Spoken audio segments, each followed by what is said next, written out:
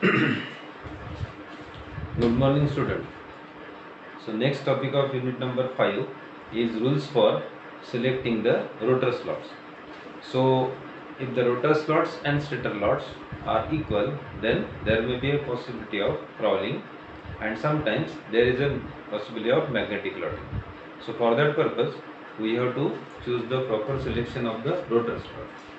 So number of rotor slots never been equal to the stator slot. So this is the first condition. Number of stator slots never been equal to the number of rotor slots, but must be either larger or smaller. Must be either larger or smaller. For best result, if 15 to 30% larger or smaller. So what is the first condition or the first rule? The number of rotor slots never been equal to the number of stator slots, but must either be larger or smaller. For best result, 15 to 30% of the larger or smaller. So this one is the first rule while selecting the rotor slot. Second rule, the difference between the stator slots, and rotor slot should not be equal to P or 2P or 5P to avoid the synchronous curves. So what does it mean? The difference between the stator slots and rotor slot should not be equal to P, 2P or 5P. That is the second rule for selecting the rotor slot.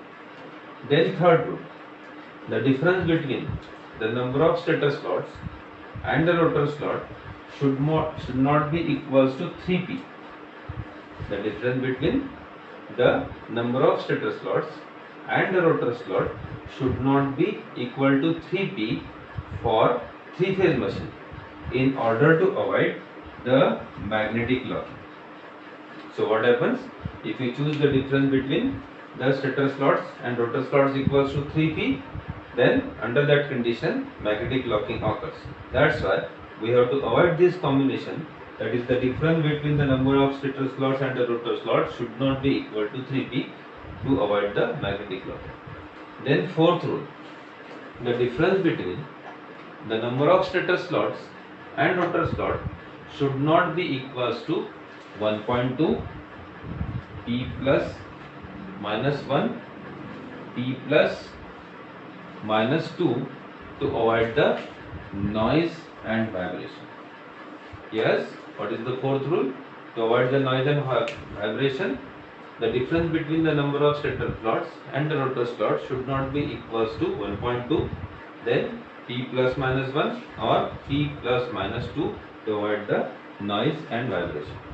So how do you summarize the rules for selecting the rotor slot?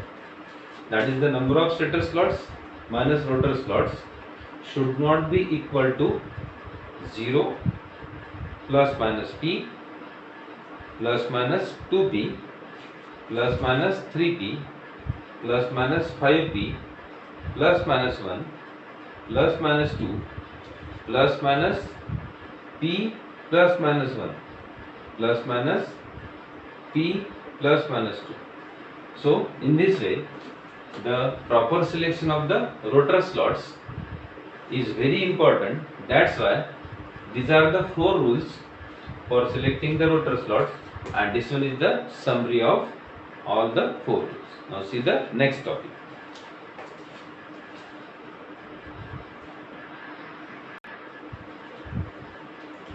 So next topic is nothing but the reduction of harmonic torques. So there are some harmonics. Due to that, what happens? There will be some effect on the main torque. So what is our next aim? Next aim is to reduce the harmonic torque. So there are some methods to reduce the harmonic torque. So first one is nothing but the cording. So by weakening the stator winding MMF harmonics, for this corded winding with integral number of slots per pole per phase are to be used. So our first method is to reduction of the harmonic torque is nothing but the cording. So for cording, we have to integral the number of slots per pole per phase are to be used. Number of slots, if you choose the integral number of slots per pole per phase, then what happens?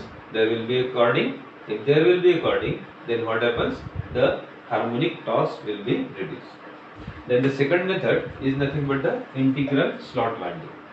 In the integral slot winding, winding with fractional number of slots per pole per phase create asymmetric MMF distribution around the air gap and favor the creation of noise in the motor. So what happens if the winding with the fractional number of slots per pole first are there, it creates the asymmetrical in the MMF distribution. At the same time, the MMF distribution around the air gap and favor the creation of noise. It creates the noise. Then, therefore, the fractional winding are not used.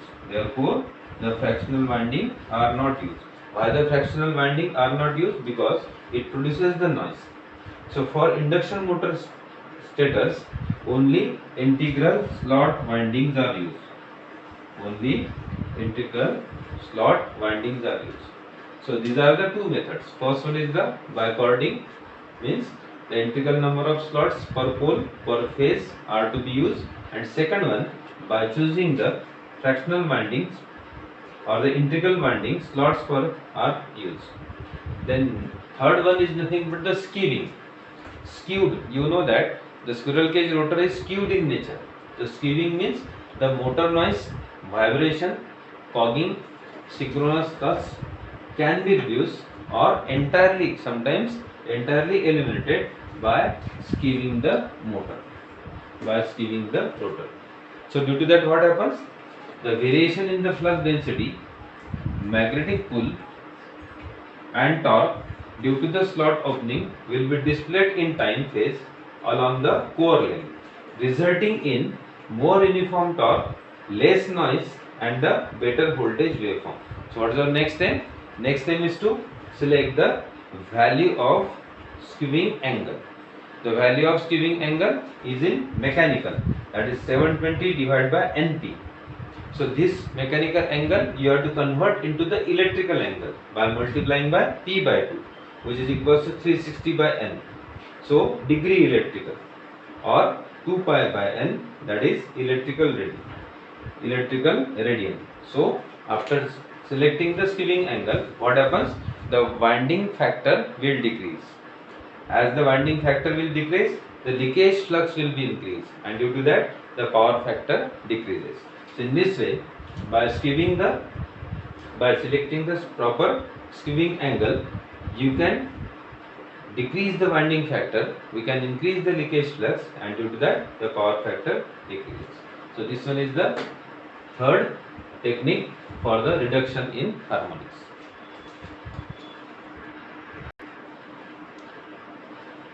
So next method, that is the fourth method for the reduction of the harmonic torque, is nothing but the increase in air gap length. You know that air gap between the stator and rotor. So if you increase the air gap length, then what happens? There will be the reduction in harmonic torque.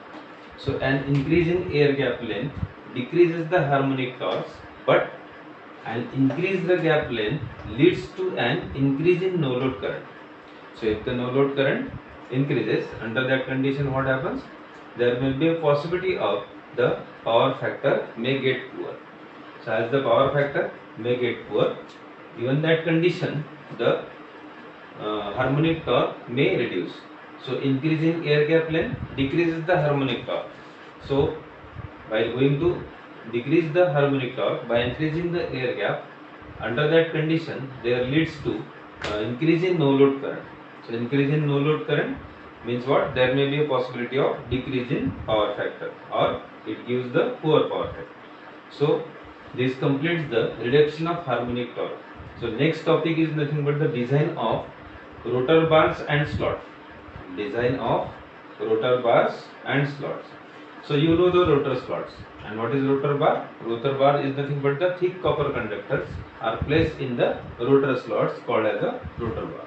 Assume that the rotor magnetomotive force MMF equals to 0.85 of stator magnetomotive force, or rotor MMF equals to 0.85 of stator MMF.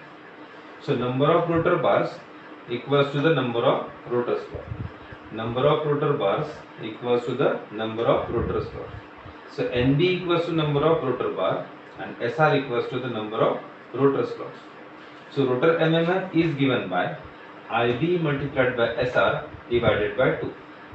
IB means that is the rotor bar current. SR is nothing but the number of rotor slots divided by 2. Hence the stator MMF is given by 3 into IS into TS.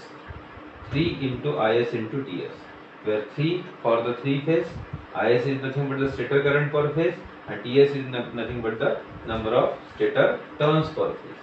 Hence, we have IB into SR divided by 2 equals to 0.85 of stator MMF. 0.85 of stator MMF, and stator MMF is given by 3 into IS into TS.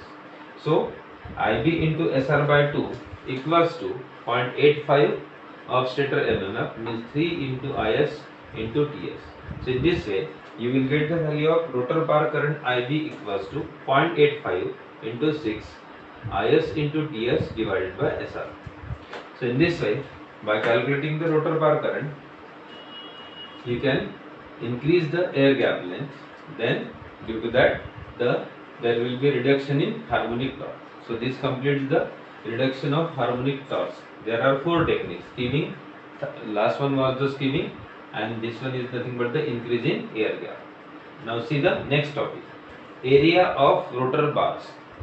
So you know that rotor resistance is given by R2, and which depends upon the current density used for the rotor conductors. Higher the current density, low will be the conductor area and greater will be the resistance. Yes, if you try to increase the rotor conductor, so higher the current density, that will be the low will be the conductor area and greater will be the resistance. Therefore, rotor designed with a high value of current density results in high starting torque and lower efficiency. So rotor design with the high value of current, with a high value of current density results in high starting torque and the low efficiency. So while selecting the area of the rotor bars, it is desirable to produce high starting torque and gives a high efficiency under the running condition. So what is our aim? Our aim is to maintain the efficiency as well as we have to produce the high starting torque. That's why while selecting the area of the rotor bars, it is desirable to produce high starting torque and gives a high efficiency under the running condition. So this is, in this way the area of rotor bars can be selected. Now see the next topic.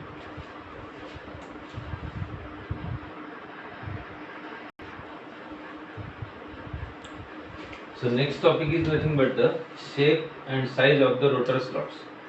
So there are the 4 shapes of the rotor slots, that is the semi-open, semi-closed, closed and the circular. So types of the slots. So closed slots preferred for small machines. Why? Because the reluctance of the air gap is not large owing to absence of the rotor opening, as it is not possible to open the rotor slots. That's why the reluctance of the air gap is not large. So this gives a reduced value of magnetizing current. This gives the reduced value of magnetizing current. So due to the reduced value of magnetizing current, what happens? Those losses depends upon the magnetizing current, that will be decreased. Then second one is the thing but the semi-closed slots gives the better overload capacity. Semi-closed slots gives the better overload capacity. But the biggest advantage is that the leakage reactance with closed slots is large. Leakage reactance with closed slots is large, hence the current at the starting can be limited. The current at the starting can be limited. So to limit the starting current, we have to use the semi-closed slots. Then rectangular shaped slots. Rectangular shaped bars and the slots are generally preferred to circular bars, and during the starting higher leakage reactors, when we require the starting higher leakage reactors, the rectangular shaped bars and the slots are used. So this forces most of the current through the top of the bar. Most of the current through the top of the bar. This increases the rotor resistance. This increases the rotor resistance at starting and improves the starting current. Then next topic is nothing but the rotor slot insulation. So no insulation is used between the bars and rotor core. No insulation is used between the bars and rotor core. A clearance of 0.15 to 0.4 mm can be left between the rotor bars and the core, depending upon whether the slots are skewed or slots are not skewed. Higher clearances have to be left for the skewed slots. So the rotor slot insulation not required between the bars and the rotor core. The clearance of 0.15 mm to 0.4 mm can be left between rotor bars and the core, depending upon whether the rotor slots are skewed or not. So higher clearances have to be left for the skewed slots. Now see the next topic.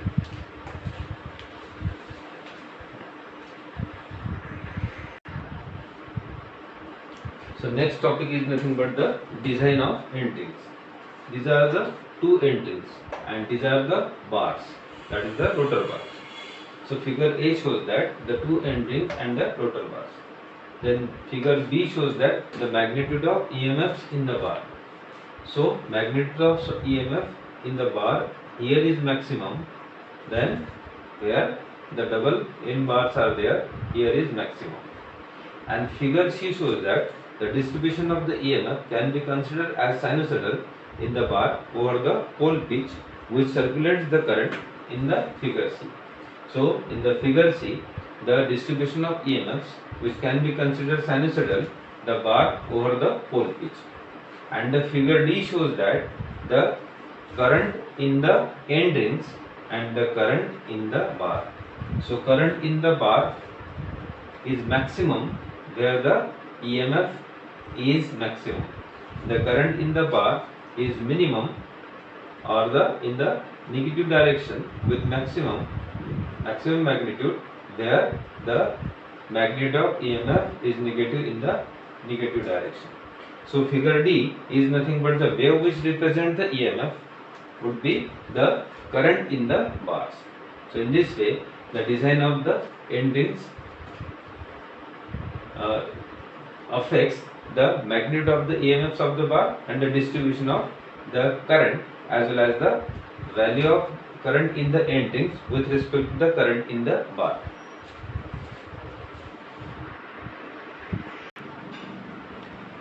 Considering a group of rotor bars under one pole pitch.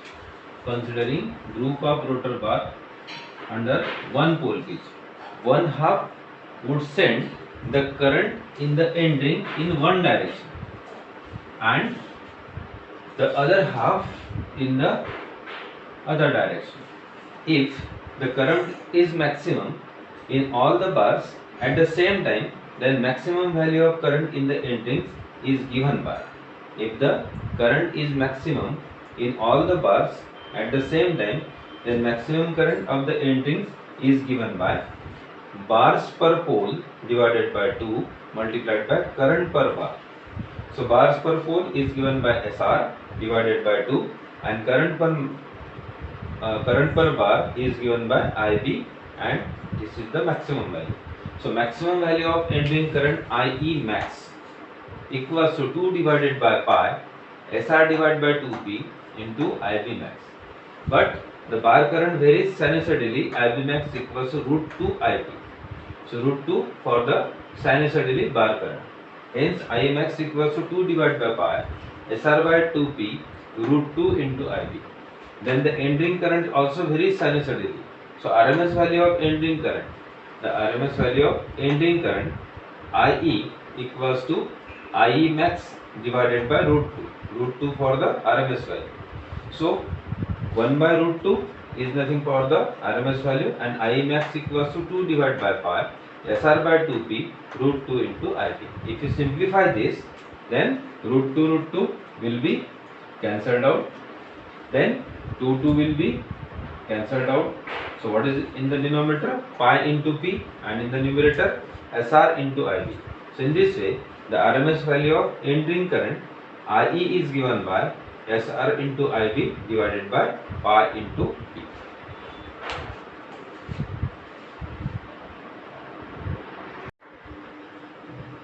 So next one is nothing but the area of the end rings. The value of current density. The value of current density for the end ring. The value of current density for the end ring is such that the desired value of rotor resistance is obtained.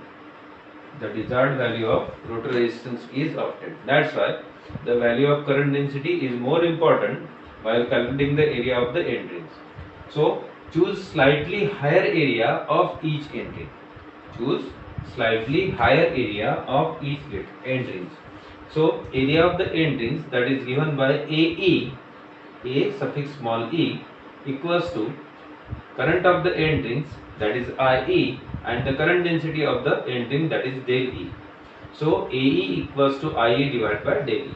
Then we have the equation of IE, that is SR IB divided by pi P. Just we have seen.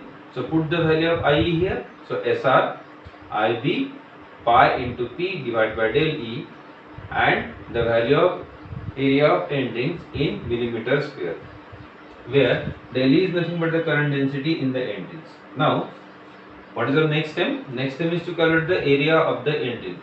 So area of the end rings AE is also given by depth of the end rings multiplied by thickness of the end rings. So what is the depth of the end ring, and what do you mean by thickness of the end ring? So consider this is the end ring. This is the end ring. So this one is the inner diameter of the end rings, and this thickness is nothing but the depth of the end rings, and this one is nothing but the thickness of the end rings. And center to center distance or inner diameter is nothing but the capital DE. So in this way, the area of the end rings AE is given by depth of the end rings, that is D suffix small e, multiplied by thickness of the end rings, that is capital T suffix small e, capital T suffix small e is nothing but the thickness of the end rings. So in this way, you can calculate the area of the end rings by the two formulas. That is the first one, that is SR into IB divided by pi into P into del E in millimeter square, and second, that is the area of the end rings is given by depth of the end rings multiplied by thickness of the end rings. Then next one is the dimensions of the end rings. So in the syllabus it is mentioned dimension of the end rings as well as the area of the end rings. So this figure having the inner diameter with the depth of the end rings and the thickness of the end rings gives the dimension of the end rings. Then next one is nothing but the value of slip. So how will you calculate the value of slip with respect to the output? So that have the standard relation given in this table, that is the relation of the slip with the output. The value of slip at full load is determined by the rotor resistance. You have studied the torque slip characteristics of the three-phase induction motor. So value of S at full load is determined by the rotor resistance. So as the rotor resistance increases, what happens? The slip also increases. So reasonable value of R2, that is the reasonable value of the rotor resistance R2 to be incorporated in rotor can be obtained by the full load slip. Can be obtained by full load slip. So in electrical machine 2, from the block diagram of three-phase induction motor, we have one relation. What is that relation? Rotor copper loss upon rotor output equals to S upon 1 minus S. Rotor copper loss divided by rotor output equals to S upon 1 minus S, where S equals to per unit value of slip. S equals to per unit value of slip. So this one is the standard table we shows the first column is nothing but the output and second one is nothing but the percentage slip. So whenever the output equals to 0.75, the percentage slip is 5. Output equals to 3.70, percentage slip equals to 4.2. Output is 7.5, the percentage slip is 4. Output is 18.54, the 50, the percentage slip is 7. Then output equals to 37.00, the percentage slip equals to 3.7. 75, 3.2, and 150 and 3.0. So in this way we have the output relations with the percentage slip.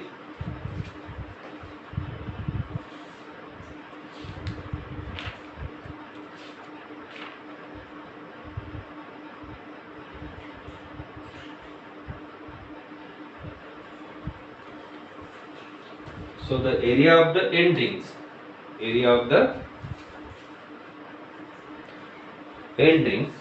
and from that you can calculate the dimensions of the end ring, and with the relations of the output and percentage slip you can solve the numericals of the different types of numericals of the area of the end ring. So with this topic, that is the area of end ring, dimension of the end rings, I conclude the lecture, and in the next class we will try to solve the numericals on the area of the end ring. So for that purpose you have to revise all the relations, that is relations of the AE, then relations of the A, second relations of the AE. So by using this relation you can solve the numericals on the end ring. Okay, thank you class.